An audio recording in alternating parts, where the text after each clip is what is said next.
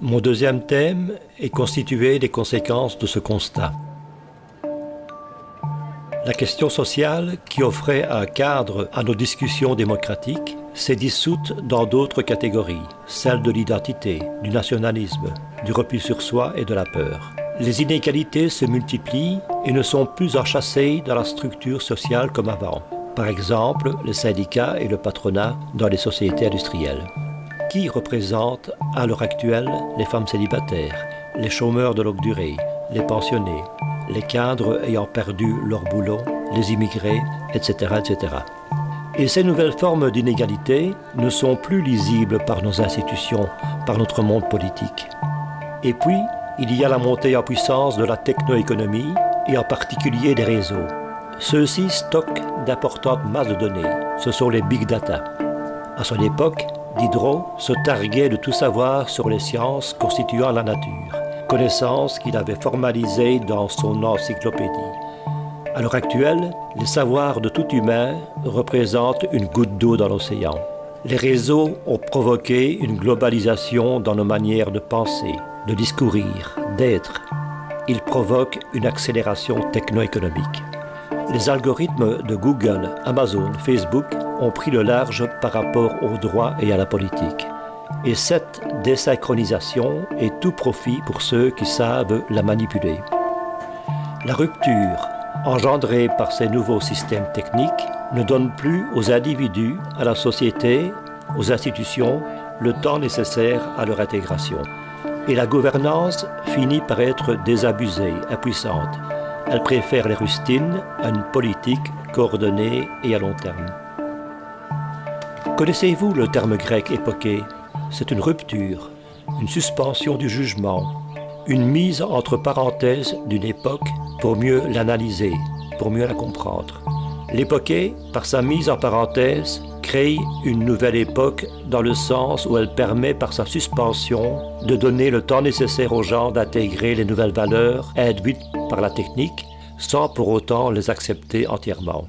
Il y a l'époquée technologique d'une part, l'époquée des savoirs d'autre part, c'est-à-dire la mise en cohérence de nos connaissances par rapport aux évolutions techniques. C'est ce deuxième époquée qui nous intéresse plus particulièrement. Il devrait nous permettre le réajustement vers de nouvelles façons de penser. Car, à l'évidence, une absence d'époque, au niveau de la culture, des arts, des sciences, etc., génère une sorte de chaos intellectuel défavorable à la bonne gouvernance. Notre monde, désormais mondialisé, est dominé par des valeurs véhiculées par la techno-économie. Ce sont ces valeurs, celles de l'utilité, de la nouveauté, de la vitesse, de l'efficacité, qui donnent désormais un sens à nos vies. Enfin, il y a encore plus inquiétant, la séparation de plus en plus marquée entre deux mondes qui s'ignorent. Ce sont d'une part le monde des gens diplômés, des cadres, des intellectuels, ayant intégré à leur profit les nouveautés et les bouleversements induits par une technoscience galopante. Et d'autre part, le monde des gens restés sur le bord du chemin, n'ayant que pour seule obligation la servitude d'utiliser ces nouveautés dont ils ne connaissent pas l'utilité finale, que ce soit dans le monde du travail ou même dans la vie de tous les jours. D'un point de vue pharmacologique, la question est toujours de renverser le poison en remède, c'est-à-dire de faire de ce qui produit une augmentation locale d'entropie son contraire, un nouveau facteur, une entropie négative. Mais qu'est-ce que l'entropie ? Une entropie, c'est une augmentation non régulée d'un système qui conduit au désordre, au chaos. Cette croissance non régulée des techniques et des savoirs peut conduire à la séparation entre deux mondes par l'inflation des données qu'elle produit.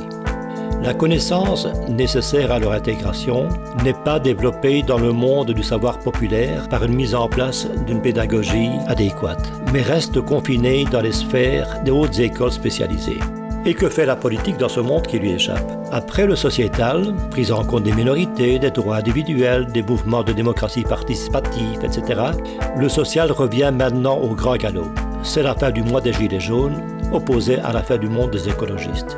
Et puis, bien sûr, l'importance prise par les réseaux sociaux fait que la politique se plie davantage à l'art de séduire, en suivant l'opinion, qu'à l'art de convaincre, au court terme plutôt qu'au long terme, réélection oblige.